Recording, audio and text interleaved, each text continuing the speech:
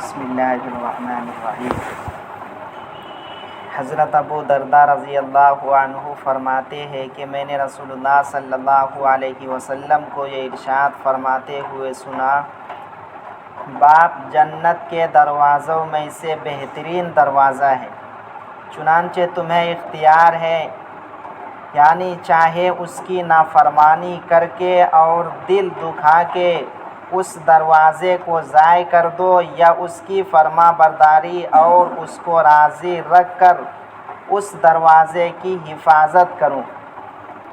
حضرت عبداللہ بن عمر رضی اللہ عنہما روایت کرتے ہیں کہ نبی کریم صلی اللہ علیہ وسلم نے ارشاد فرمایا، اللہ تعالیٰ کی رضامندی والد کی رضامندی میں ہے، اور اللہ تعالیٰ کی ناراضگی والد کی ناراضگی میں ہے۔ حضرت عبداللہ بن عمر رضی اللہ عنہما فرماتے ہیں کہ میں نے رسول اللہ صلی اللہ علیہ وسلم کو یہ ارشاد فرماتے ہوئے سنا، سب سے بڑی نیکی یہ ہے کہ بیٹا باپ کے انتقال کے بعد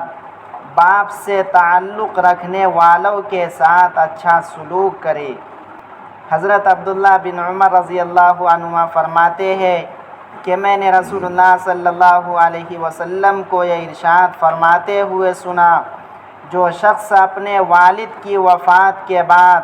ان کے ساتھ صلہ رحمی کرنا چاہے جبکہ وہ قبر میں ہے، تو اس کو چاہیے کہ اپنے باپ کے بھائیوں کے ساتھ اچھا سلوک کرے۔